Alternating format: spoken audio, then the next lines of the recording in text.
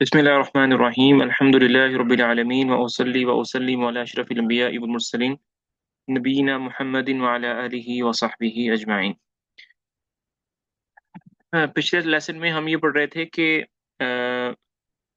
नबी सल्लल्लाहु अलैहि वसल्लम को जो तकालीफ मिली इस्लाम की दावत देने के बाद उनका तज़किरा पढ़ रहे थे।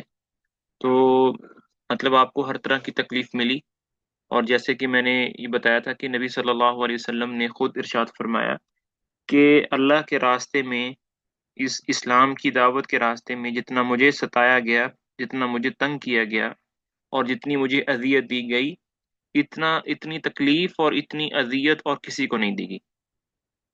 हालांकि नबी सल्लल्लाहु अलैहि वसल्लम का मक्के के अंदर एक एहतराम था, उनका एक वक़ार था, उनकी एक इज्जत थी, और उनको बहुत ज़्यादा सपोर्ट हासिल थी उनके फैमिली की तरफ से।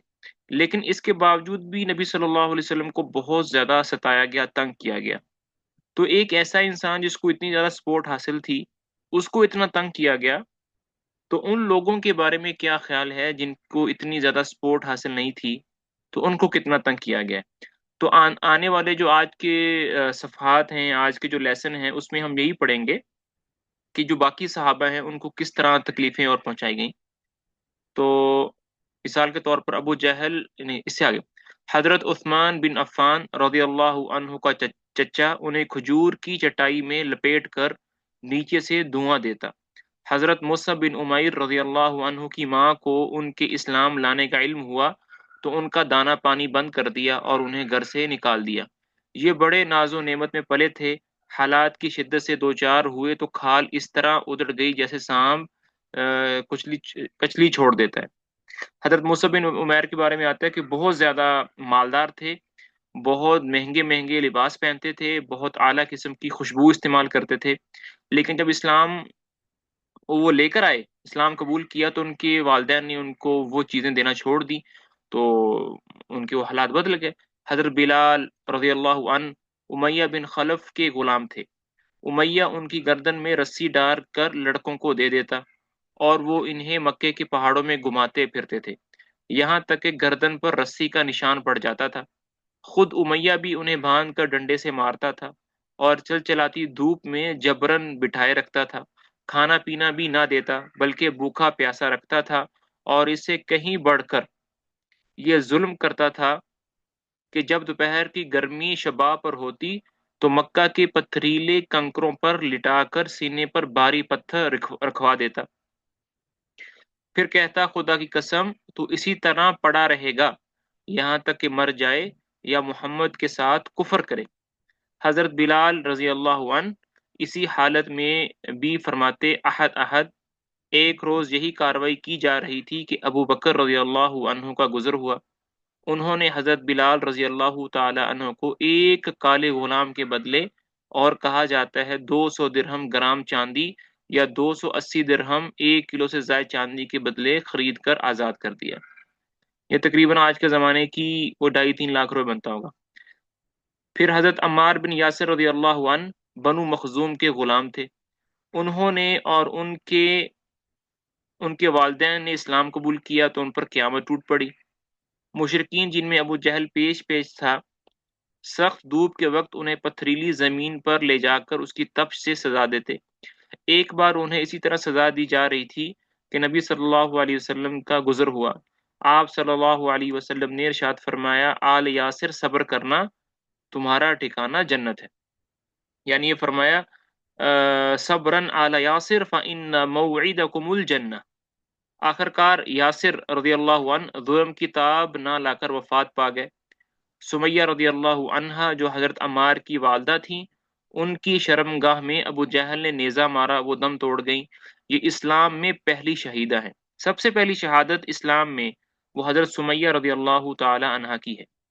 हज़रत अम्मार रज़ियल्लाहु ताला अन्हु पर सख्ती का सिलसिला जारी रहा। उन्हें कभी धूप में तपाया जाता, तो कभी उनके सीने पर सुर्ख पत्थर रख दिया जाता और कभी पानी में डबो दिया जाता। उनसे मुशरिकीन कहते थे, जब तक तुम मोहम्मद को गाली ना दोगे या लात और उज़्ज़ा के बारे में कलिमा खैर ना कहोगे, हम तुम्हें नहीं छोड़ सकते। حضرت عمار رضی اللہ تعالی عنہ نے مجبوراً ان کی بات مان لی، یعنی کہ وہ لات اور عزا کی بات کر بیٹھے۔ حضرت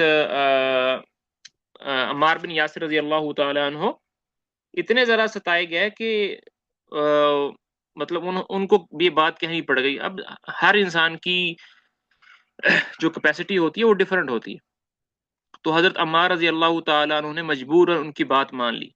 پھر نبی صلی اللہ علیہ وسلم کے پاس روتے اور معذرت کرتے ہوئے تشریف لائے اور جا کر بتایا، یا رسول اللہ، میں نے آپ کے بارے میں بری بات کہی اور مشرکین کی بات کو اچھا کہا، تو میں مجبور تھا۔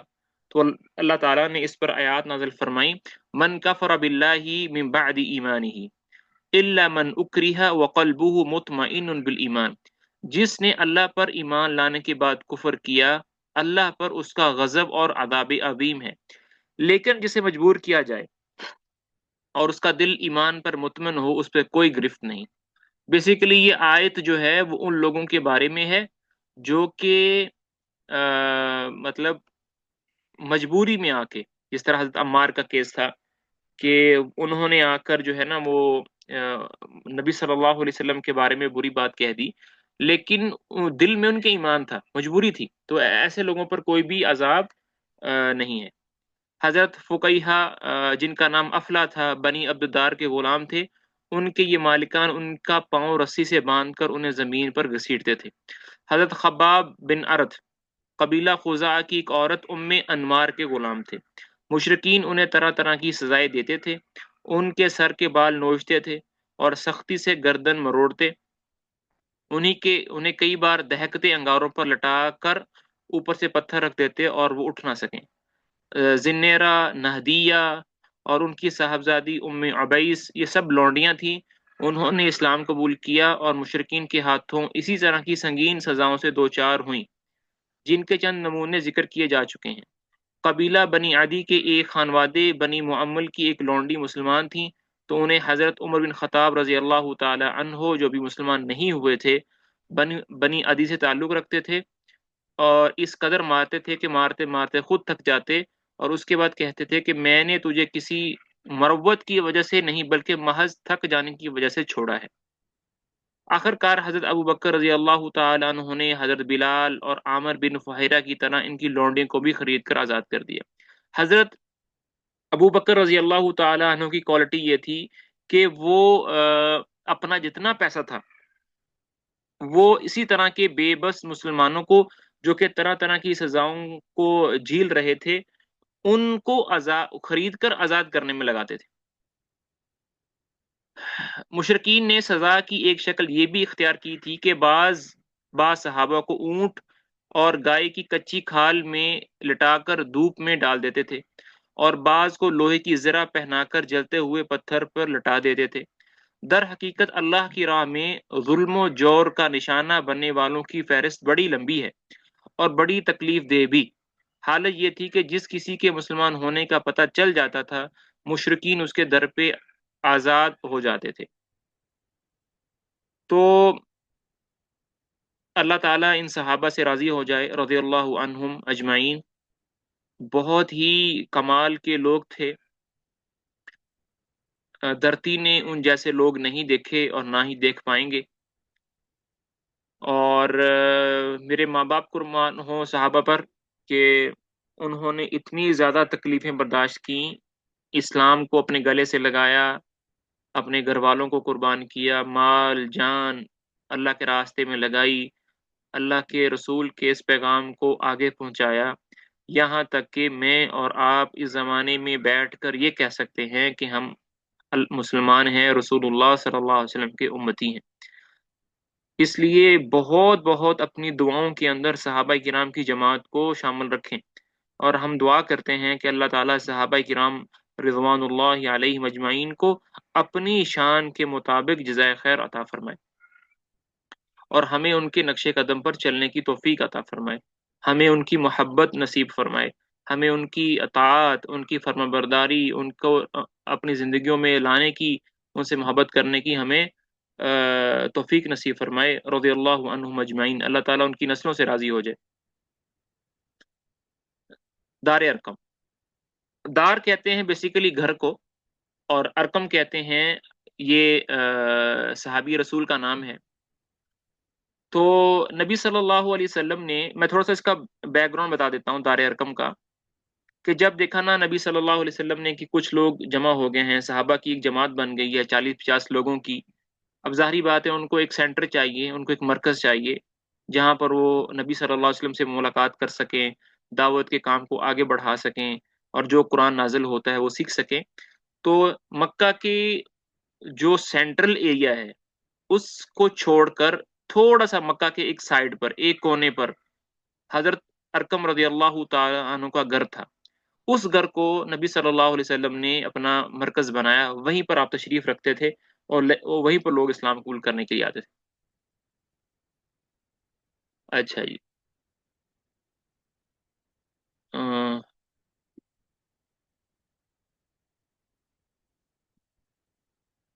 ان ان ستم رانیوں کے مقابل حکمت کا تقاضا یہ تھا کہ رسول اللہ صلی اللہ علیہ وسلم مسلمانوں کو قولاً اور عملاً دونوں طرح اسلام کے اظہار سے روک دے، اور ان کے ساتھ خفیہ طریقے پر اکٹھے ہوں، کیونکہ اگر آپ صلی اللہ علیہ وسلم ان کے ساتھ کھلم کھلا اکٹھا ہوتے تو مشرکین آپ کے تزکیہ نفس اور تعلیم و کتاب حکمت کے کام میں یقینا رکاوٹ ڈالتے، اور اس کے نتیجے میں فریقین کے درمیان تصادم ہو سکتا تھا، بلکہ عملاً نبوت کے چوتھے سال میں ہو بھی چکا۔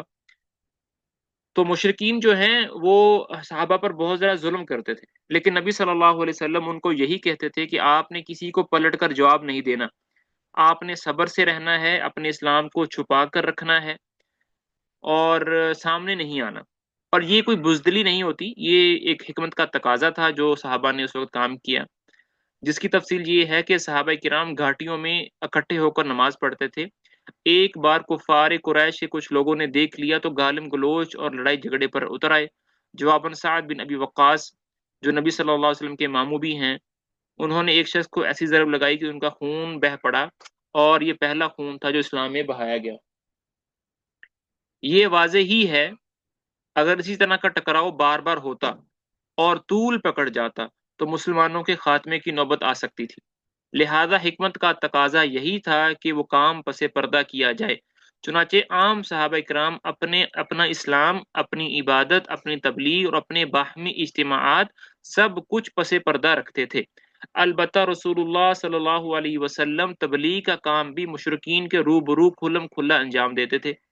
وہ اس لیے دیتے تھے انجام کیونکہ نبی صلی اللہ علیہ وسلم کو یقین تھا کہ جب تک اسلام ہر کچے اور ہر پکے گھر میں نہیں آئے گا مجھے موت نہیں آئے گی۔ کوئی چیز آپ صلی اللہ علیہ وسلم کو اس سے روک نہیں سکتی تھی، تاہم آپ بھی مسلمانوں کے ساتھ خود ان کی مصلحت کے پیش نظر خفیہ طور سے جمع ہوتے تھے۔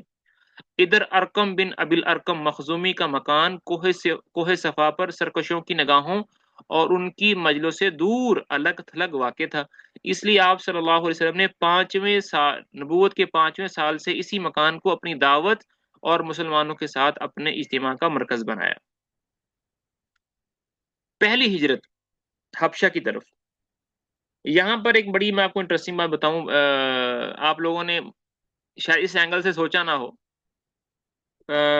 میرے ایک دوست تھے جو کہ دوست تھے، دوست ہے بھی، ان کا نام تھا سیدو حاجم علی، سیدو حاجم علی، اور وہ صومال کے رہنے والے ہیں، اور ہم کٹھے ایک 2-3 سال کٹھے کلاس میں پڑھتے رہے ہیں۔ تو حبشہ جو ہے اس کا آج کل کا جو ماڈرن نیم ہے نا وہ ایتھوپیا اور صومال ہے۔ تو ایک دن بیٹھے بیٹھے مجھے ہم بات کر رہے تھے، تو مجھے کہنے لگے کہ آپ کو پتہ ہے کہ اسلام جو ہے مکہ کے بعد سب سے پہلے اسلام کہاں پھیلا؟ تو میں نے کہا کہ بھائی مکہ کے بعد سب سے پہلا اسلام جو ہے وہ مدینہ میں ہی پھیلا، کیونکہ ہر مسلمان کے ذہن میں یہی ہے کہ نبی صلی اللہ علیہ وسلم نے مکہ سے مدینہ ہجرت کی، تو ظاہری بات ہے مکہ سے نکل کر اسلام مدینہ میں پھیلا۔ کہتے نہیں، مدینہ سے پہلے اسلام صومال میں آیا تھا۔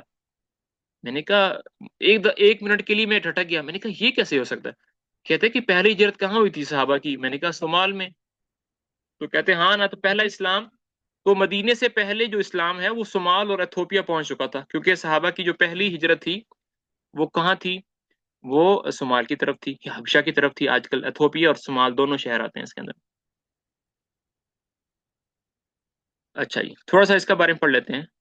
جور و ستم کا مذکورہ سلسلہ نبوت کے چوتھے سال کے درمیان یا آخر میں شروع ہوا تھا، اور ابتداً معمولی تھا، مگر دن بدن اور ماہ بڑھتا گیا، یہاں تک کہ نبوت کے 5ویں سال کا وسط آتے آتے اپنے شباب کو پہنچ گیا، حتیٰ کہ مسلمانوں کے لیے مکہ میں رہنا 2 بر ہو گیا، اور انہیں ان پہم ستمرانیوں سے نجات کی تدبیر سوچنے کے لیے مجبور ہو جانا پڑا۔ ان ہی سنگین اور تاریک حالات میں سورہ کہف نازل ہوئی۔ یہ اصلاً تو مشرکین کے پیش کردہ سوالات کے جواب میں تھی، لیکن اس میں جو 3 واقعات بیان کیے گئے ہیں، ان واقعات میں اللہ تعالیٰ کی طرف سے اپنے مومن بندوں کے لیے مستقبل کے بارے میں نہایت بلیغ اشارات ہیں۔ چنانچہ اصحاب کہف کے واقعے میں یہ درس موجود ہے کہ جب دین و ایمان خطرے میں ہو، کفر اور ظلم کے مراکز سے ہجرت کے لیے تن بتقدیر نکلنا پڑنا چاہیے۔ ارشاد ہے، وَإِذْ اعْتَزَلْتُمُوهُمْ وَمَا يَعْبُدُونَ إِلَّا اللَّهَ فَأْوُوا إِلَى الْكَهْفِ يَنشُرْ لَكُمْ رَبُّكُم مِّن رَّحْمَتِهِ وَيُهَيِّئْ لَكُم مِّن أَمْرِكُم مِّرْفَقًا۔ اور جب تم ان سے اور اللہ کے سوا ان کے دوسرے معبودوں سے الگ ہو گئے تو غار میں پناہ گیر ہو جاؤ، تمہارا رب تمہارے لیے اپنی رحمت پھیلا دے گا اور تمہارے کام کے لیے تمہاری سہولت کی چیزیں تمہیں مہیا کر دے گا۔ حضرت موسیٰ علیہ السلام اور خضر کے واقعے سے یہ بات ثابت ہوتی ہے کہ نتائج ہمیشہ ظاہری حالات کے مطابق نہیں ہوتے، بلکہ بسا اوقات ظاہری حالات کے بالکل برعکس ہوتے ہیں۔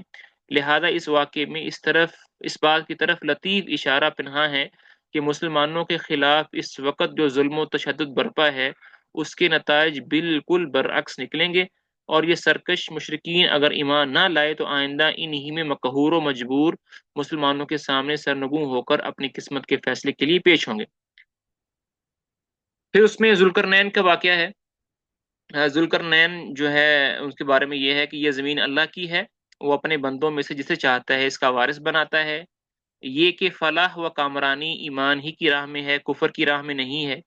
یہ کہ اللہ تعالیٰ رہ رہ کر اپنے بندوں میں سے ایسے افراد اکٹھے کھڑے کرتا ہے جو مجبور و مقہور انسانوں کو اس دور کے یاجوج اور ماجوج سے نجات دلاتے ہیں۔ چوتھا، یہ کہ اللہ کے صالح بندے ہی زمین کی وراثت کے سب سے زیادہ حقدار ہیں۔ پھر سورہ کہف کے بعد سورہ زمر کا نزول ہوا ہے، اور اس میں ہجرت کی طرف اشارہ کیا گیا ہے اور بتایا گیا ہے کہ اللہ تعالیٰ کی زمین تنگ نہیں ہے۔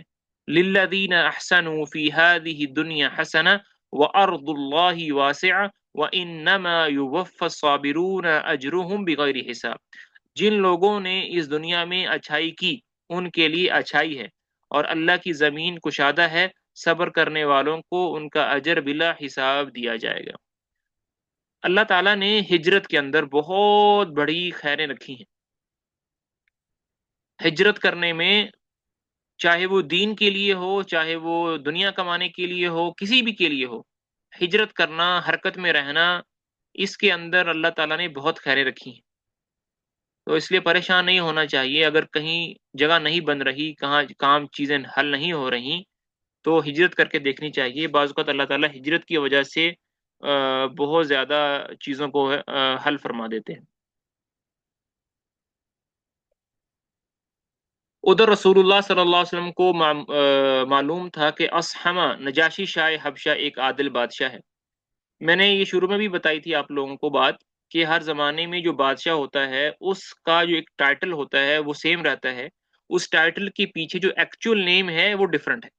تو نجاشی حبشہ کے بادشاہ کو نجاشی کا ٹائٹل ہی دیتے ہیں، لیکن اس کا ایکچوئل نیم اصحمہ تھا۔ وہ ایک عادل بادشاہ ہے، وہاں کسی پر ظلم نہیں ہوتا، اس لیے آپ صلی اللہ علیہ وسلم نے مسلمانوں کو حکم دیا کہ وہ فتنوں سے اپنے دین کی حفاظت کے لیے حبشہ ہجرت کر جائیں۔ اس کے بعد ایک طے شدہ پروگرام کے مطابق رجب 5ویں سال، نبوت کے 5ویں سال، صحابہ کرام کے پہلے گروہ نے حبشہ کی جانب ہجرت کی۔ اس گروہ میں 12 مرد اور 4 عورتیں تھیں۔ حضرت عثمان بن عفان ان کے امیر تھے، اور ان کے ہمراہ رسول اللہ صلی اللہ علیہ وسلم کی صاحبزادی حضرت رقیہ رضی اللہ عنہا بھی تھی۔ یہ دونوں میاں بیوی تھے، حضرت عثمان بن عفان اور حضرت رقیہ، یہ دونوں میاں بیوی شامل تھے۔ رسول اللہ صلی اللہ علیہ وسلم نے ان کے بارے میں فرمایا کہ حضرت ابراہیم اور حضرت لوط علیہ السلام کے بعد یہ پہلا گھرانہ ہے جس نے اللہ کی راہ میں ہجرت کی۔ تو نبی صلی اللہ علیہ وسلم کی فیملی سے 3 لوگ تھے، ایک حضرت جعفر تھے، اور ایک حضرت عثمان بن عفان تھے، نبی صلی اللہ علیہ وسلم کے داماد تھے، اور ایک نبی صلی اللہ علیہ وسلم کی بیٹی حضرت رقیہ رضی اللہ عنہا تھی۔ تو 12 مرد تھے اور 4 عورتیں، 16 لوگ تھے۔ یہ لوگ رات کی تاریکی میں چپکے سے نکل کر اپنی نئی منزل کی جانب روانہ ہوئے۔ یہ رازداری کا مقصد یہ تھا کہ قریش کو اس کا علم نہ ہو۔ رخ بحر احمر کی بندرگاہ شعیبہ کی جانب تھا۔ خوش قسمتی سے وہاں 2 تجارتی کشتیاں موجود تھیں جو انہیں اپنے دامن عافیت میں لے کر سمندر پار حبشہ چلی گئی۔ جو جدہ کا جو سمندر ہے نا، اس سمندر کی بات ہو رہی ہے۔ قریش کو کسی قدر بعد میں ان کی روانی کا علم ہو سکا، تاہم انہوں نے پیچھا کیا اور ساحل تک پہنچے، لیکن صحابہ کرام آگے نکل چکے تھے، اس لیے نامراد واپس آئے۔ ادھر مسلمانوں نے حبشہ پہنچ کر بڑے چین کا سانس لیا۔ اسی سال رمضان میں یہ واقعہ پیش آیا کہ نبی صلی اللہ علیہ وسلم ایک بار حرم تشریف لے گئے۔ وہاں قریش کا بہت بڑا مجمع تھا، ان کے سردار اور بڑے بڑے لوگ جمع تھے۔ آپ صلی اللہ علیہ وسلم نے ایک دم اچانک کھڑے ہو کر سورہ نجم کی تلاوت شروع کر دی۔ ان کفار نے اس سے پہلے عموماً قرآن سنا نہ تھا، یعنی یہ پہلی دفعہ تھا کہ کفار نے پہلی دفعہ نبی صلی اللہ علیہ وسلم سے یہ قرآن سنا تھا، اور ان کا یہ سب سے پہلے یہی ان کا تھا کہ وہ قرآن کو سنتے نہیں تھے۔ لا تسمعوا لهذا القرآن والغوا فیہ لعلکم تغلبون، اس قرآن کو مت سنو اور اس میں خلل ڈالو، ادھم مچاؤ تاکہ تم غالب رہو۔ یہ آپس میں اس طرح کی باتیں کرتے تھے۔ لیکن جب نبی صلی اللہ علیہ وسلم نے اچانک اس سورہ کی تلاوت شروع کر دی اور ان کے کانوں میں ایک ناقابل بیان رعنائی و دلکشی اور عظمت لیے ہوئے کلام الہی کی آواز پڑی تو انہیں کچھ ہوش نہ رہا۔ مشرکین کو سب کے سب گوش بر آواز ہو گئے، کسی کے دل میں کوئی اور خیال ہی نہ رہا، یہاں تک کہ جب آپ صلی اللہ علیہ وسلم سورہ کے آخر میں دل ہلا دینے والی آیات تلاوت فرما کر اللہ کا یہ حکم سنایا، فَاسْجُدُوا لِلَّهِ وَاعْبُدُوا۔ سورہ نجم کی آخری آیات میں یہ آیات ہیں جس میں سجدہ ہے۔ تو نبی صلی اللہ علیہ وسلم نے جب سورہ نجم کی تلاوت شروع کی تو لوگ سنتے گئے تو ان کا ہوش اڑ گیا۔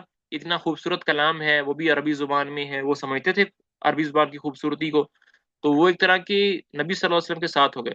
جیسے نبی صلی اللہ علیہ وسلم نے سورت کے آخر میں یہ آیت پڑھی، فَاسْجُدُوا لِلَّهِ وَاعْبُدُوا، کہ اللہ کے لیے سجدہ کرو اور عبادت کرو، اور ساتھ ہی نبی صلی اللہ علیہ وسلم نے سجدہ فرمایا تو کسی کافر کو قابو نہ رہا اور وہ بھی سب کے سب سجدے میں گر گئے۔ حقیقت یہ ہے کہ اس موقع پر حق کی رانائی و جلال نے متکبرین اور مستہزئین کی ہٹ درمی کا پردہ چاک کر دیا، اس لیے انہیں اپنے آپ پر قابو نہ رہا اور وہ بے اختیار سجدے میں گر پڑے۔ بعد میں جب انہیں احساس ہوا کہ کلام الہی کے جلال نے ان کی لگام موڑ دی اور وہ ٹھیک وہی کام کر بیٹھے ہیں جسے مٹانے اور ختم کرنے کے لیے انہوں نے ایڑی سے چوٹی تک کا زور لگایا، اور اس کے ساتھ ہی واقعی میں غیر موجود مشرکین نے ان پر ہر طرف سے عتاب اور ملامت کی بوچھاڑ شروع کی، تو ان کے ہاتھوں کے طوطے اڑ گئے اور انہوں نے اپنی جان چھڑانے کے لیے رسول اللہ پر افترا پردازی کی اور جھوٹ گڑا کہ آپ نے ان کے بتوں کا ذکر عزت و احترام سے کرتے ہوئے یہ کہا تھا، تلک الغرانیق العلا وان شفاعتہن لترتجى، یہ بلند پایا دیویاں ہیں اور ان کی شفاعت کی امید کی جاتی ہے۔ حالانکہ یہ سری جھوٹ تھا جو محض اس لیے گڑھ لیا گیا تھا تاکہ نبی صلی اللہ علیہ وسلم کے ساتھ سجدہ کرنے کی جو غلطی ان سے ہو گئی ہے اس کے لیے ایک معقول عذر پیش کیا جا سکے۔ بہرحال یہ خبر پورے مکہ میں پھیل گئی کہ مشرکین نے بھی نبی صلی اللہ علیہ وسلم کے ساتھ سجدہ کیا ہے، اور یہ خبر پھیلتے پھیلتے پھیلتے پھیلتے حبشہ تک بھی پہنچ گئی۔ اور جب حبشہ میں یہ خبر پہنچی تو ساتھ ظاہری بات ہے، جب خبر ایک شخص سے دوسرے شخص، دوسرے سے تیسرے شخص سے پہنچتی ہے تو خبر کی تھوڑی سی جو وہ ہے نا ڈیٹیل چینج ہو جاتی ہے. تو جب حبشہ میں یہ خبر پہنچی تو نبی تو ان کو ساتھ میں یہ بھی بتایا گیا کہ مکہ کے جتنے لوگ ہیں نا وہ مسلمان ہو گئے. وہ بہت خوش ہو گئے. تو انہوں نے کہا کہ اب تو ہمارا حبشہ میں رہنا ضروری نہیں ہے، چلیں مکہ واپس چلتے ہیں. جیسے ہی یہ لوگ مکہ کے قریب پہنچے تو پتہ چلا کہ یہ تو خبر جھوٹی ہے. اب ان میں سے کچھ لوگوں نے کہا کہ نہیں ہم واپس جاتے ہیں، اور کچھ لوگوں نے کہا کہ نہیں اب آ گئے ہیں تو مکہ میں داخل ہو جاتے ہیں، جو ہوگا دیکھا جائے گا. بہرحال مشرکین کے سجدہ کرنے کے اس واقعے کی خبر حبشہ کے مہاجرین کو بھی معلوم ہوئی، لیکن اپنی اصلی صورت سے بالکل ہٹ کر. یعنی انہیں یہ معلوم ہوا کہ قریش مسلمان ہو گئے ہیں، چنانچہ انہوں نے ماہ شوال میں مکہ واپسی کی راہ لی. لیکن جب اتنے قریب آ گئے کہ مکہ ایک دن سے بھی کم فاصلے پر رہ گیا تو حقیقت حال آشکارا ہوئی. اس کے بعد کچھ لوگ تو سیدھے حبشہ پلٹ گئے اور کچھ لوگ چھپ چھپا کر قریش کے کسی آدمی کی پناہ لے کر مکے میں داخل ہو. اب دوبارہ سے مسلمانوں پر تکلیفیں شروع ہو گئی کیونکہ لوگ واپس آ گئے ہیں. تو پھر دوسری دفعہ ہجرت کرنی پڑی. اس دوسری دفعہ ہجرت کا جو حال ہے انشاءاللہ ہم اگلی کلاس میں پڑھیں گے. اب آپ کسی کا کوشچن ہے تو پوچھ سکتے ہیں. السلام علیکم سر. جی وعلیکم السلام. مجھے پوچھنا تھا یہ جو آپ نے آیت اوپر پڑھی ہے تو